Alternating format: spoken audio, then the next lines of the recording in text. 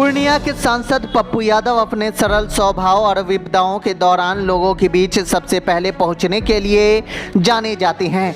बिहार और पड़ोसी देश नेपाल में भी भारी बारिश की वजह से कोसी बराज से भारी मात्रा में पानी छोड़ा गया।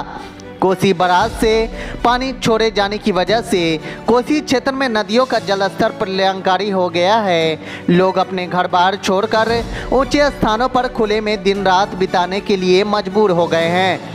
बाढ़ से परेशान लोगों की मदद के लिए सरकार और प्रशासन लगातार कोशिश में जुटी हुई है। इसी बीच पूर्णिया के सांसद पप्पू यादव भी अपने अंदाज में बुलेट पे सवार होकर बाढ़ ग्रसित क्षेत्रों में पहुंचे। पप्पू यादव बुलेट से घूमकर बाढ़ पीड़ितों से मिले और नदी में जलस्तर का भी जायजा लिया। इस दौरान उन्होंने कहा कि आज हम दरभंगा के गौराबौराम प्रखंड के जमालपुर थाना क्षेत्र के बाढ़ प्रभावित इलाकों का निरीक्षण किया। इस इलाके में बांध टूटने की वजह से स्थिति गंभीर बनी हुई है। इस दौरान अली अशरफ फातमी और ललित यादव भी मौजूद रहे।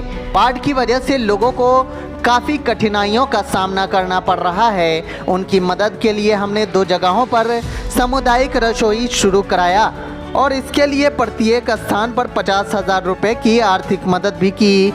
इसके साथ ही 25 सूखे राशन का पैकेट, 1 ट्रक पानी की बोतल भी भेजी जा रही है ताकि बाढ़ पीड़ितों को कुछ राहत मिल सके। हम सरकार से अपील करते हैं कि इस क्षेत्र को जल्द से जल्द बाढ़ प्रभावित घोषित कर राहत और बचाव कार्य युद्ध स्तर पर शुरू किया जाए ताकि लोगों की परेशानी कम हो सके। मंत्री दारू पी रहे हैं, कोई मंत्री कहीं कुछ कर रहा है।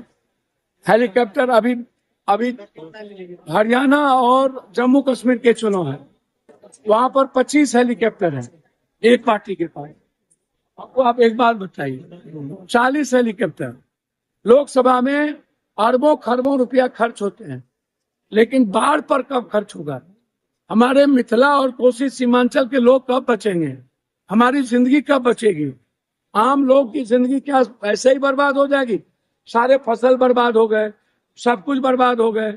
तो ये जनता जानना चाहती है कि हम लोग कब तक भूखे रहे, कब तक जात पात की हिंदू मुसलमान की गोटी खिलाइएगा, कब तक ये जात की राजनीति होगी? इस बांध के बारे में, कोसी की त्रासदी के बारे में तो आप जब ये बांध टूट गया तो कौन बांध बचेगा?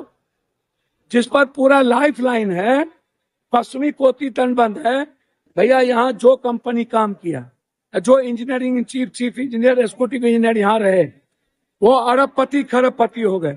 अभी तक एनडीआरएफ नहीं आया है। एनडीआरएफ लोग फंसे हुए हैं, तो कब एनडीआरएफ आएंगे? खाने के लिए, क्या पानी के लिए तरस रहे हैं। तो अब हालात, एनडीआरएफ कब आएंगे? खाना कब मिलेगी? जिंदगी कब बचेगी? चुनाव के बाद, हिंदू मुसलमान बैकवर्ड फॉरवर्ड के बाद कब बचेगी? कि 2025 में कुशात त्रासदी आई, उसके बाद जनता ने फिर वोट दे दिया, तो सरकार को लगता है फिर हम 1 क्विंटल चावल दे देंगे, फिर बात भूल जाएंगे, फिर वोट मिल जाएगा हमको 25 में। ये वो हालात है। बाढ़ पीड़ितों की मदद के लिए क्या करनी चाहिए सरकार? शायद सरकार को अभी करना चाहिए, पूरा खजाना बाढ़ पीड़ित को दे देना चाहिए। हर आधा किलोमीटर पर कम्युनिटी किचन और पूरी तरीके से फ्री चारा, मवेशियों की चारा की व्यवस्था, डॉक्टर की व्यवस्था, एनडीआरएफ की व्यवस्था, निगरानी हेलीकॉप्टर के द्वारा। लेकिन सरकार 3 दिनों से, कल से आज तक सोई हुई और लोग भूखे हैं। सबसे बड़ी बात है, कई लोग फंसे हुए हैं सर, कुछ बचे ही नहीं सर, और अभी तक एनडीआरएफ नहीं आई सर, कुछ बचा नहीं। 2 साल पहले किसकी सरकार थी? 2 साल बाद किसकी सरकार है? 2 साल पहले किसकी सरकार थी? सर 40 साल से किन किन की सरकार है? 40 साल में मिथिला कोसी सीमांचल के लिए क्या हुआ? कोसी की स्थिति इतनी बुरी क्यों? कोसी के लोग कब तक जान